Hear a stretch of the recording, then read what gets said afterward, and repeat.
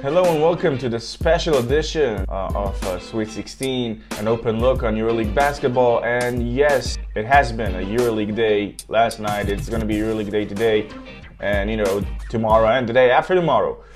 And we just couldn't leave you hanging. Emmett. Well, we couldn't really leave you hanging this week. Like, there are 2 rounds of EuroLeague games, so if we'd only covered the first round, kind of, unfair on you, our viewers and listeners. So Moshe and I are back now with a look ahead to the Thursday and Friday games and a little bit of a quick look back in the process of that at what we saw on Tuesday. Spoiler alert, we have not seen Wednesday's games yet because when we're recording, Wednesday's games haven't happened. So we are coming to you essentially from the future in a way when you think about it. Moshe, greetings from the future, I suppose. Looking back and forward at once, we've got an Istanbul derby on Thursday. Fenerbahce victorious against Kazan, against Galatasaray. Definitely victorious against Maccabi. We're going to go with Maccabi later, but let's talk briefly about Fener Kazan, because you were talking to me on Facebook about this while we were waiting, like last night between games, and it's like that, Kazan, if they can drag a team into its game, they're a tough team to beat, and they can beat you. And Kazan did against Fenerbahce, and Fener got away with the win, 86-81 in Kazan. But not entirely impressive from Fener, I think it's fair to say. Well, Fener were not impressive, to say the least. You're right, but on another note, I would like to say that you were also right by saying we cannot leave you guys hanging up in the air. We would like, as always, to have Aris here, but he's kind of under the weather right now. And no worries, he will get back to just in time for the 11th episode. This is the special edition, the short special edition for, simply what happened for a doubleheader week. And yeah, we'll start with Fener coming to Russia, getting pretty much more than they bargained to.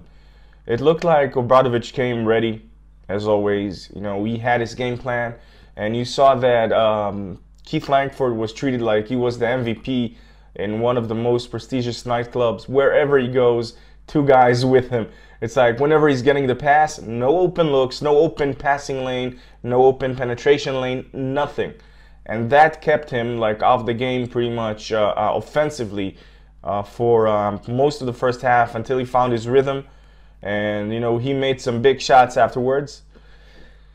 At the end, we saw Vesely having a monster display, but still coming up short with quick 5 fouls, which kind of, it kind of ruined the moment for him, and to an already thin, let's say, front court by Fener due to Udo's injury. They got Anthony Bennett, who obviously needs the time to get into the team's rhythm and the chemistry they have on court. But the good news is that Bogdanovic is back, and with him, life could not look more easier than what they did at some parts of the game. Obviously, Fener has a lot to work on, but at least it looks like that they have where to strive for, especially with Bogdanovic coming back, and with Bennett, it's still an enigma. Yeah, Bennett got in for about just under 7 minutes in total. Most of it was a single 6-minute 18-second spell in the second. He managed 1 assist and a steal actually on the same possession effectively. So didn't really do a lot. In terms of where this leaves Fener going into this week, well, they're playing Gala. And yes, Gala beat Maccabi, and we're going to talk about that when we get to Maccabi Unix. But you can't really, treat home versus Gala as anything other than a game you have to bloody win. I mean, Gala are not going to the playoffs. Gala are a side you're kind of meant to beat, being blunt. Sorry, Gala fans, come at me, but you haven't been great this season. It's yeah, you hammered Maccabi, well done. Maccabi also in disarray. So Fener, this is a week where you can go 2-0. I think you need to go 2-0. Moshe, your quick thoughts on this game coming up on Thursday? Well, regarding Gala, there's one thing we can say in their favor, and that at least from all the Turkish teams we've got on the competition, they have, I think, the second most loyal and vocal crowd, I would say, in comparison to the other Turkish teams competing in the EuroLeague. And simply with Gala versus Fener, I mean, you know that there's bad blood between Fener and Gala, and obviously with Coach Obradovic coming to the, with Galatasaray, and and in a good way, it's good bad blood, but I do not see Gala escaping with a win. And should they win this game, I mean, last night's events have pretty much reopened the fight for the playoffs. Even though Barcelona lost, we did get Žalgiris beating Ceska, which was awesome, by the way. They were, it was their night, it was their time, and they got a W. But coming back to Galatasaray, I do think that Fener is simply too athletic and much more deep at some position. They have the better quality of roster, so it means that Gala will have to work, and they will have to work hard for that game, to be honest. Yeah, and a quick word on Žalgiris Ceska. Žalgiris, their first win over Ceska in EuroLeague since 2000, I believe. And, that's going back that far. And they managed to do it without a head coach for the final moments, because good old Saras got himself booted from the sideline. So, Saras, you're a bit of a hero. You're mental, but in the best of ways. And congrats to all our viewers in Kaunas there, who I know are waiting a long time for that W. And that brings us ahead to a team who hasn't really been waiting for wins lately, because all they keep doing is winning and utterly dominating. Crvena Zvezda of Belgrade, who seem obsessed with making sure that I eat all the humble pie this season. Well, they did it again, and I can't hold anything against them, because they just went to Baskonia, one of the tougher arenas, definitely in Spain at least, to go to. And they won kind of easy, 87-69. Now they're hosting Panathinaikos Thursday. Panathinaikos with the 71-65 win over Barcelona had to fight for that one. Like right now, you got two teams, Moshe, with identical records.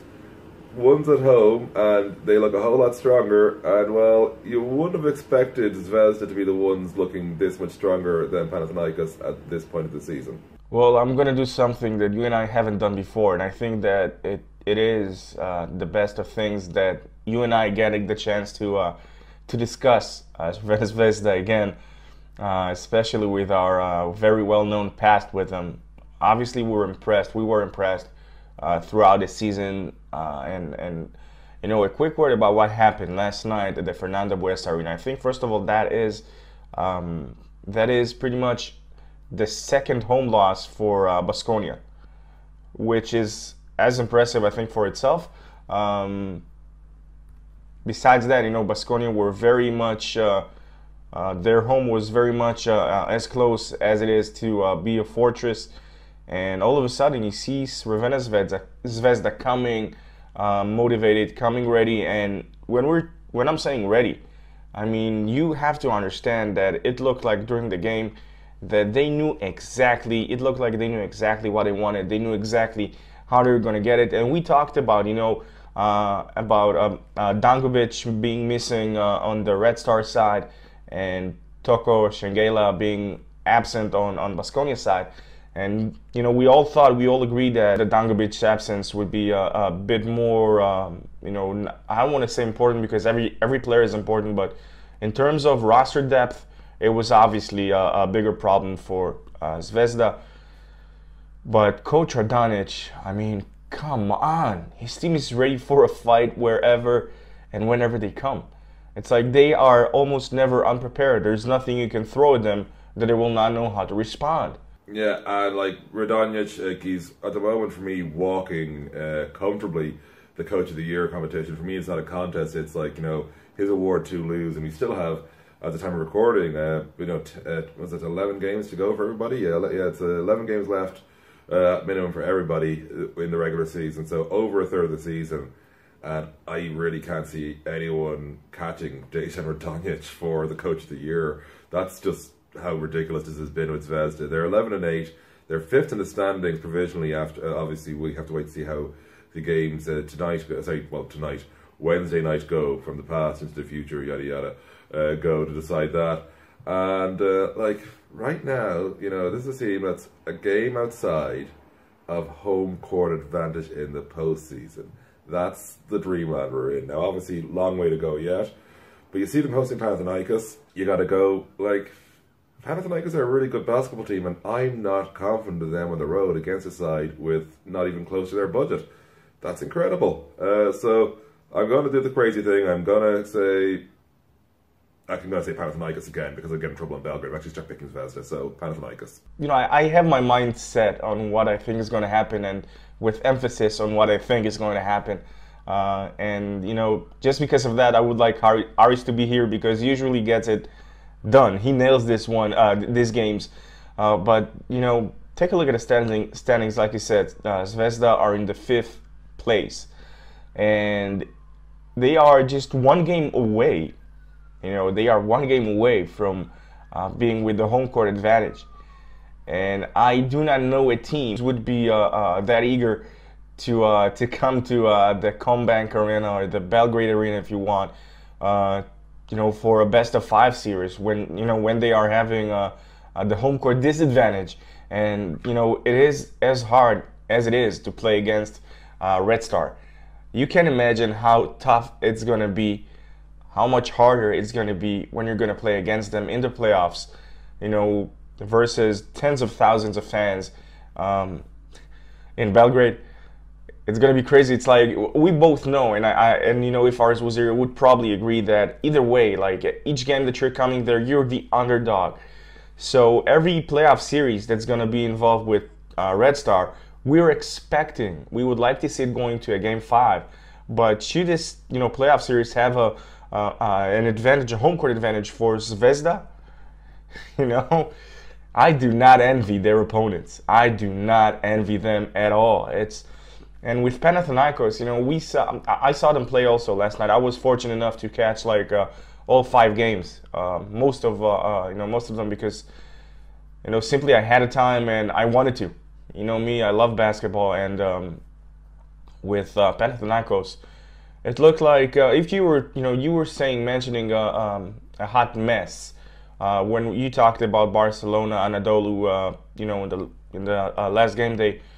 When you saw them playing, this is, I think, the bad side of a hot mess, because no one actually managed to really capitalize when they had a chance. I mean, Panathinaikos kind of controlled the game, but an old school Panathinaikos, you know, like when you were down by 4 points, it felt like it was freaking 20 points against them. So that was pretty much how it felt. And as much as I think high of Coach Bartzokas, you know, Tomic was not present at the Oaxaca last night. And you cannot say that putting Favorani in a defensive matchup versus Singleton is the best thing. Maybe it was a necessity because he didn't have another player he can put on him. But Favorani could not close up, you know, do a closeout that fast. You know, and they attacked it. That's like, well, they didn't attack in a penetration, but, you know, it did give Singleton a few open looks, which he did take and which he did make. So, you know, it was kind of beyond me, and I think that Panathinaikos, well, obviously they're coming with a good mood after that win versus Barcelona, but playing against Zvezda, oh my. And with, you know, Barcelona, it's too bad because they had a chance to, you know, to come, to get even closer, you know, to the playoffs with a striking distance. But right now, Darussafaka as well, you know, Darussafaka has a chance to make it, you know, to increase the advantage they have over the teams that are beneath them. Well, speaking of teams beneath them, 2 of them we mentioned. Gala hosted Maccabi. They were not friendly hosts in terms of the scoreboard. It was absolutely just a destruction. Mike Zerbs seems to have been the luckiest man on the Maccabi roster, because he's not really in the Maccabi roster anymore. And now, Moshe, I think we've got to stop even talking about Maccabi in the playoff sense, given we are talking about a bottom 2 team. We got to talk about Maccabi in the what can they do against Kazan to just save some dignity on Thursday. Just your brief thoughts on that. You know, I don't want to say I'm speechless, because I'm not. It's like nothing they can do will surprise me anymore. It's you just see there's no chemistry whatsoever. They are as disconnected, as not communicating as possible. It's, you know, their pick and roll defense was not good last night. Whenever a player, you know, consistently hurts his team on defense and he's not replaced or whatever. And I'm not mentioning names because there isn't one player to blame when you're being blasted pretty much. So at this point, all I would recommend, I think, is, take 2 steps back, take even 3. Okay, stabilize this ship. Get down, take the pressure off, get it down as to the lowest point possible. Because when things look dark, and they look dark right now for Maccabi, at the darkest points, that's pretty much I would say they've hit rock bottom, I think, last night, but I wouldn't really know because they keep redefining rock bottom at times. But I do think that right now it looks like they could start their climb back, and I'm not saying playoff wise. I'm just saying to get their dignity back, because Maccabi for the past few years, I would say they're not the Maccabi that Europe has known and learn to appreciate throughout the years. And like I said, they just need to take 2 steps, even 3 steps back to reevaluate and act accordingly. And I'm not talking jobs, I'm not talking I'm just saying, like, literally take the pressure down. That's like the go-to move I would do right now. And yeah, I really can't disagree with anything Moshe said there. They got to dial it back in terms of pressure and focus more on the Israeli championship at this point of their season. And the last game we're going to briefly mention now, when we're recording, just bear in mind, neither of these teams have played yet, so we are talking to you from the future. Olympiacos hosting Bamberg. The reason we're bringing this up is, well, Oli, they're now a serious contender, whatever way you look at it, for a top 2 slot. They're definitely a contender for a top 4 slot. Like, Bamberg has kind of been a bit of a thorn in their side the last 2 seasons. It's more than fair to say. So, Moshe, I suppose, mentally, no matter what their situation is going into this game after the round that's on while we're recording, Oli do need to get this win on Friday just to get that Bamberg monkey off their back. Well, Doc, since we are talking about the future, or coming back from the future, I gotta say it's a one interesting meeting, and I would like to be I think that what Aris would say here and now would be pretty much, well, historically, well, let's just look at last season. Bamberg were simply the dark horse for Olympiacos last year. I mean, they were pretty much the ones who sealed Oli's faith, their playoff wishes, I think, last year, and it ended bad. And I'm not going to talk in terms of retribution or revenge, but Oli knows what's in stake, and they look great in recent games. The problem is that Bamberg are coming after a game versus Madrid. They will be coming, after a game with Los Blancos, and obviously, again, Olympiacos has the edge when it comes down to athleticness and with other aspects, as well as having a great home court. But Bamberg, Trinchieri, he knows how to get a job done. He obviously did it before. Still, I'm going with Olympiacos with all the respect, and that I have all the respect in the world for Freak City. Yeah, I think Oli are going to get the win over Bamberg. I think Bamberg, for all their talent they've shown, this season, I think they're starting to have to get that focus more on the Bundesliga.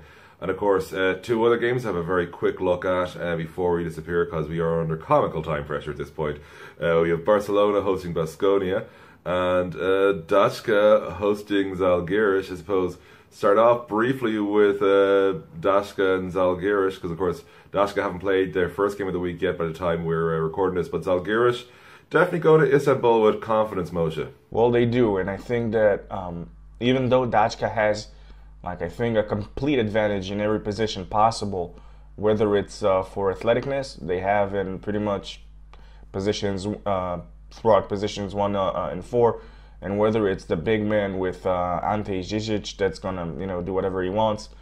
But still, we did see a well-coached Žalgiris team beat Česka, so this is a game with a potential surprise. But leaving surprises alone, and on the side, with all due respect to this game and the magnitude it can have, because potentially loss here for Dachka, I don't want to even start thinking what's going to happen there. There is an even more interesting game with Baskonia Barcelona. You know, a one to really determines one's future, I would say. Yeah, Barcelona's future very much at stake in this game. If they lose, they've got to start really thinking that the playoffs aren't in their future. Baskonia, meanwhile, of course, this game is kind of crucial to them in getting back in the race for the top four because they've dropped a couple lately. And, you know, they're starting to, well, they're no longer in the top four automatically, and they're starting to certainly look like they're capable of losing ground to the likes of Fener and Oli and Zvezda. So Baskonia really in a sort of crucial stage of their season, not so much in terms of making the playoffs. They still have a fair bit of wiggle room there, putting it mildly, but certainly they need a bit more breathing space when it comes to that, you know, getting into that top four fight. Barcelona, it's win or bust here in the Palau Blaugrana. If they don't beat Baskonia, I can't see any way they climb back up unless Dashka have the greatest crash in EuroLeague history, essentially. And I mean that in any era of the format, just to be clear, because obviously it's the first year of the 30-game format. So Moshe, you know, give us your thoughts on this one briefly. It's like I said, it's for all the right reasons. It is an interesting game. It's very hard to predict, to be honest, because Baskonia are simply too deep, and Barcelona's defense are still struggling, you know, to find the right, I don't want to say chemistry, you know, just simply Barcelona, if they're going to bring another guy that's going to be simply the defensive help, they need that they surely have a chance. Their luck is, in a way, you know, it depends on the mentality of Baskonia. How are they going to get to this game after losing, after being pretty much blown out by Zvezda? So, you know, it can go either way. It can be there like as a simply, you know, it can go either way. Whether it's for them, you know, on good terms, you know, they can explode versus Barcelona with all, you know, the history between these two clubs, especially in recent years. And it can go obviously even to the other direction where they continue their last few bad games. Either way, it's going to be a great game to watch. And Emmett, we have come to the realization that every day is a EuroLeague day. Coming to the future, which is pretty much in a few more hours, history have written itself literally with you know, Žalgiris beating Česka. And on that note, man, we had great games last night. We're gonna have great games tonight and the night after and the night after that. So you know, we're really off to get ready for these games. So first of all, you know, it's been great as always, and you know, you can find you know, tell us where they can find you first and Aris, and you know, let's do the sign off. Well, Aris is of course always at EuroHoops.net and online, and kind of our Barkas on Twitter, and obviously on the assorted EuroHoops Facebook pages across multiple languages. And you can find me on ballineurope.com, at PIE_basketball on Twitter, and Facebook.com/ballineurope. And this weekend on TV in Ireland for the Irish Cup final, so check that out. Moshe, send us out. Well, you can find me on Team Scout. I'm Team Scout NN Moses B1 on Twitter. You know where to look us up on Facebook. So with that being said, don't forget to subscribe. Follow us, listen to us, whether it's on SoundCloud or on EuroHoops TV or, you know, wherever, whenever, as long as you're having fun. And yeah, I just think that I kind of did the Shakira reference, and that's a first. So I think on that happier note, that is a sign to say goodbye. So till next time. Sweet 16. An open look on EuroLeague basketball. Covering 16 EuroLeague teams. Gonna be sweet. Sweet 16.